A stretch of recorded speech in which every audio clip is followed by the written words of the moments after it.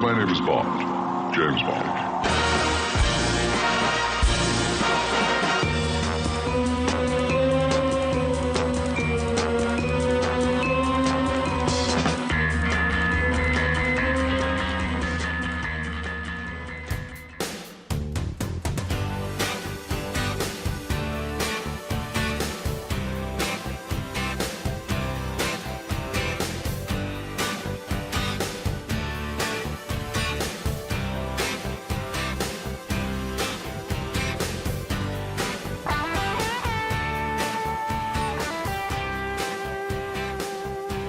Hey folks, thanks for joining me for another Broken Meeple review, and have I got a treat for you today. This one was just given to me by one of my sponsors at Estevium Games when I was at the UK Games Expo. I'd never heard of it, I wasn't expecting it. I don't even think this game has been released yet. I think it's still got like another month or two before it's out in stores or at a convention. So, you know, it was nice to get a copy ahead of time, and now I can talk to you about Secrets. Or maybe I can't give away too much because it says Secrets. Nah, I can divulge.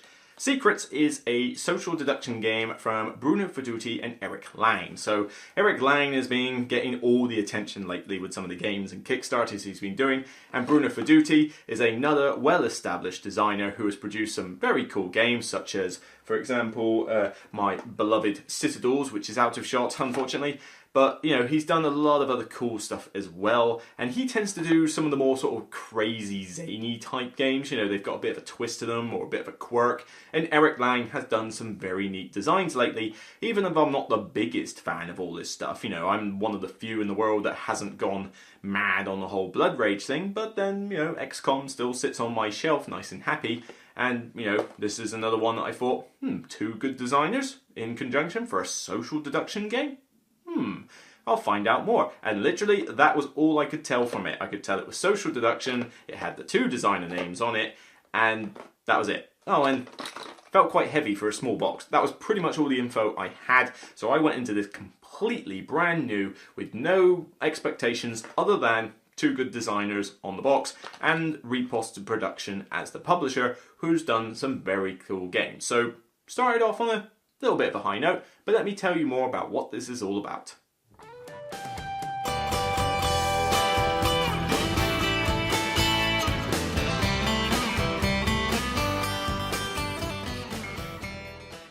Secrets is a secret team game of bluff and influence for 4 to 8 players. Players will play in teams, but you won't necessarily know who is on your team to begin with.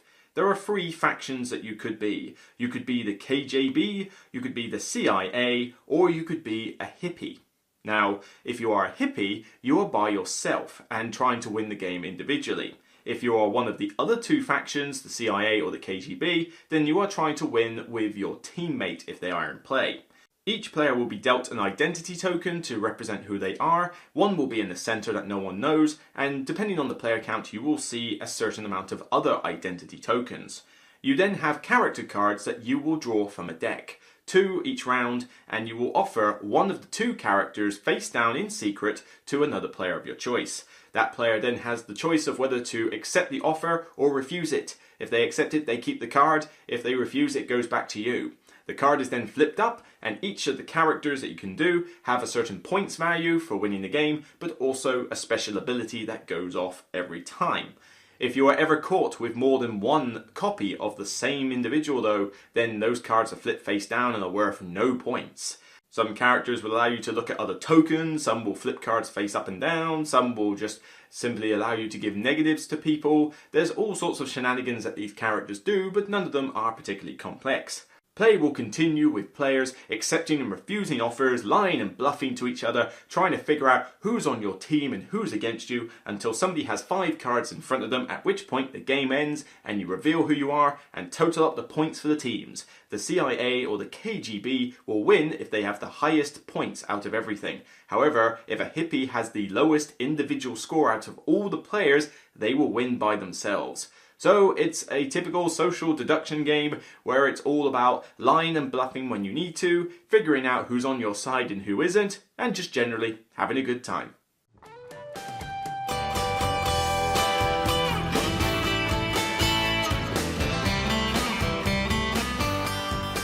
Okay, one thing you're probably thinking as I went through that description is that this bears a strong resemblance to another game called Good Cop, Bad Cop. And that would be probably my closest approximation to what this game felt like. Good Cop, Bad Cop is another social deduction game where you have the hidden roles, but you're on a team and you're hunting a particular person down. Well, here you're not hunting anyone specifically, but you're on the teams and you have some information, not lots, but then you have the character abilities that will enable you to find out more. So it has similarities, but they're different enough that you could own both. But certainly if you like one, I don't see why you wouldn't like the other.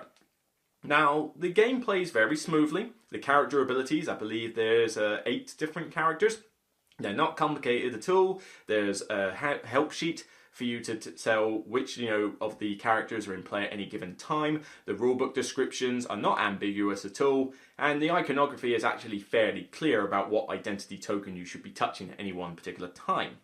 In terms of the game sequence, the turn sequence, it's pretty easy. You just draw 2 unique characters, put one face down to the deck, and then give another one to another player face down, and then it's all the typical banter around the table as everyone's lying and bluffing to each other.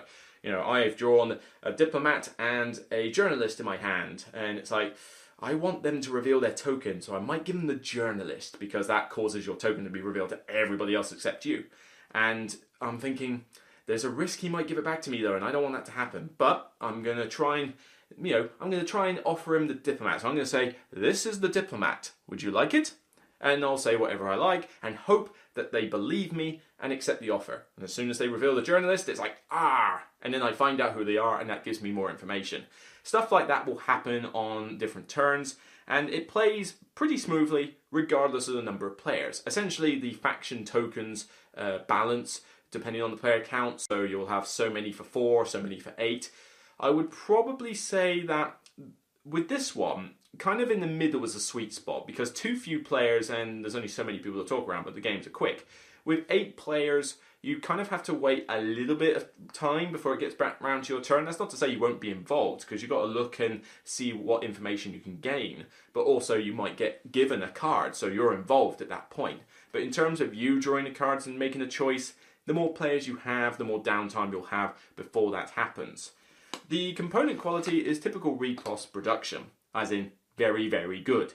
The artwork is decent enough. I mean, there's nothing stellar about it. It's colourful and it's clear graphic design, so there's nothing particularly ambiguous about it. But wow, let me just show you these. If I can just put the box open. You could hear that. Did you hear that? Yeah? Splendor, eat your heart out. Look at these. These are the identity tokens. So they have like a hippie symbol, they have a KGB symbol, but these are thick, nice chunky poker chips. I mean, just listen to this. They are solid, nice chunky things. And I mean, they could have just given you a card or just given you a tiny little token, but no, they give you this giant. I mean, look how big it is. The box is only that big. So yeah, there's your chip in there. They're quite sizable. Bear in mind, you've got 9 of these in the game, I believe, because you could have 8 players and 1 in the center. So 1, 2, 3, 4. 1, 2, 3, 4. No, tell a lie. 10. 10 of these tokens in the game.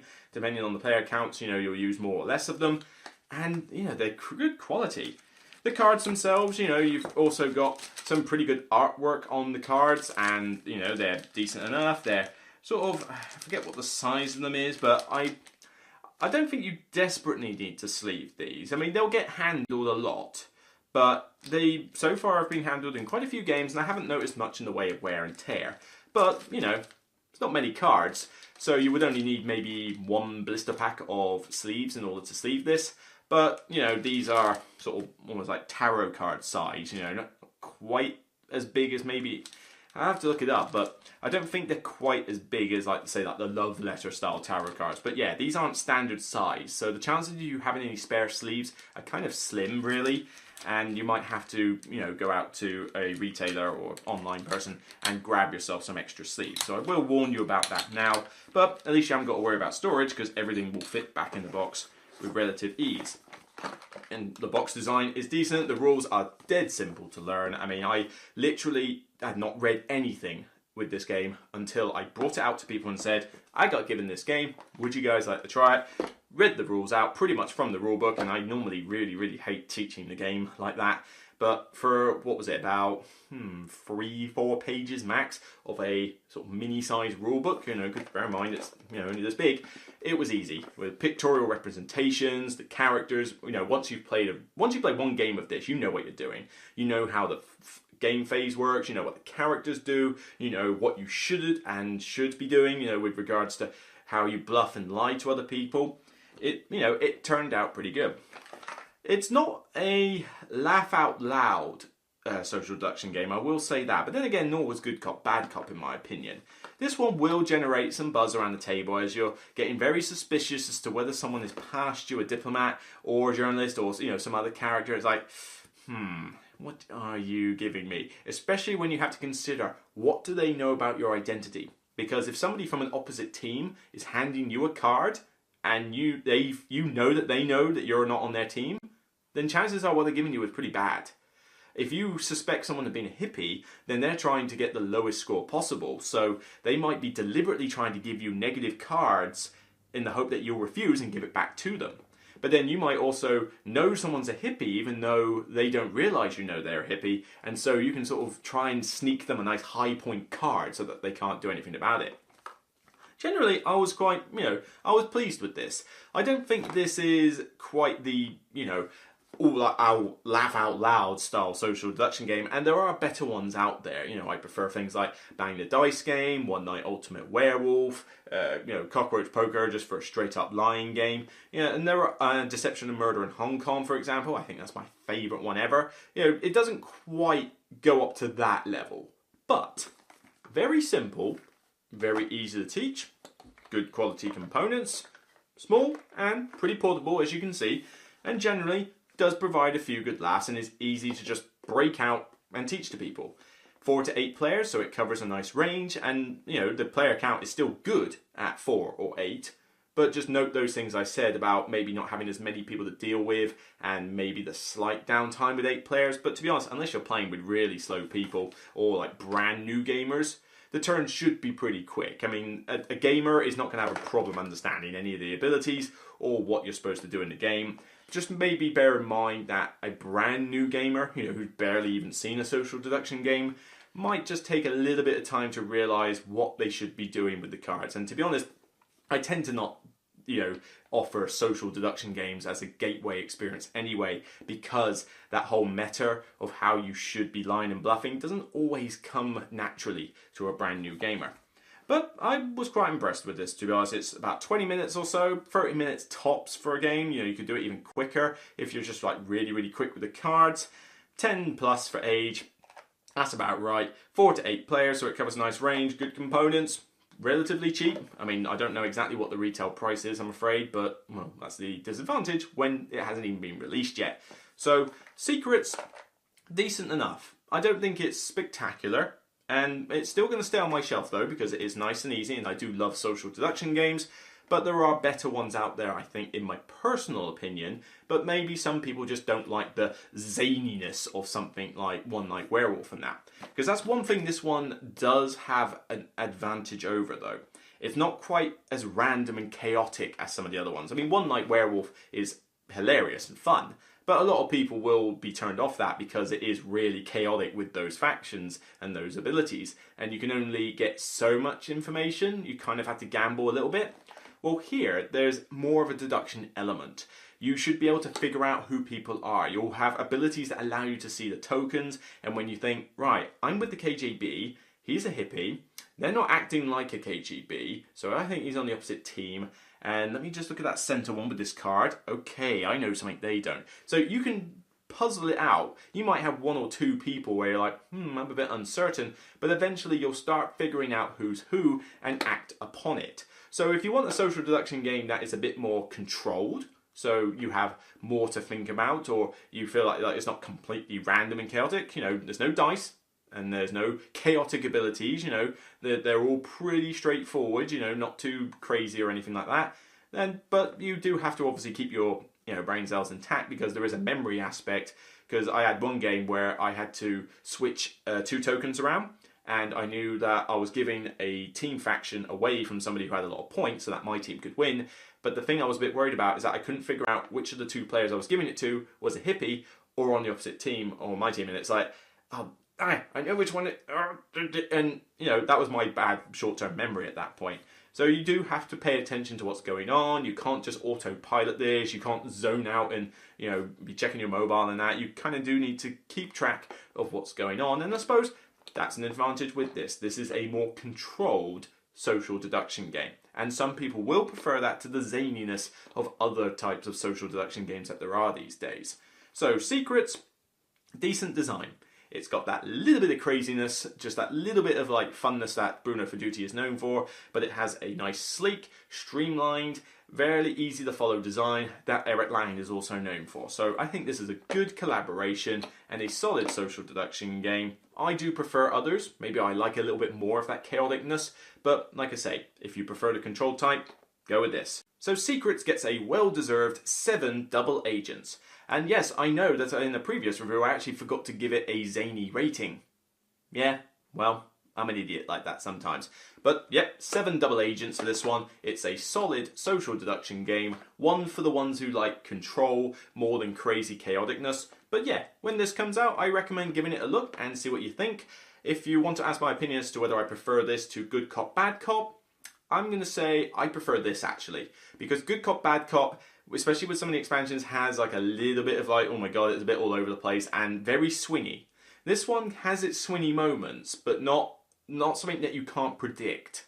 The Good Cop, Bad Cop had those equipment cards and you just could not predict those. Whereas here, you can see what people have got in front of them and you know when the game might end. So you're like, he's on my team, he's got a lot of points, but if he gets one more scientist, he's in trouble. So you can figure that stuff out, whereas in Good Cop, Bad Cop, those equipment cards could just swing the game massively and you wouldn't have a clue that they were coming. So personally, if I was going to get one of the two, I'd get this in a heartbeat, no questions asked. If it gets any expansions, great. I don't think it really needs anything. It's self-contained.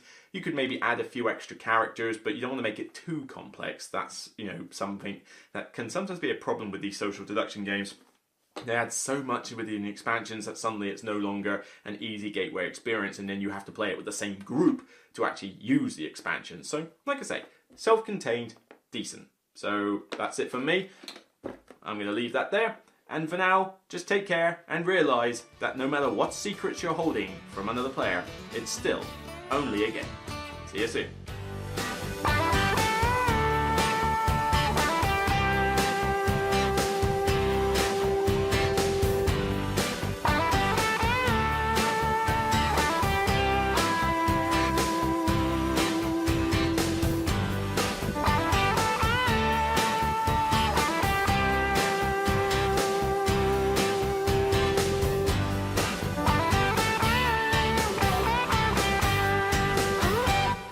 My name is Bond, James Bond.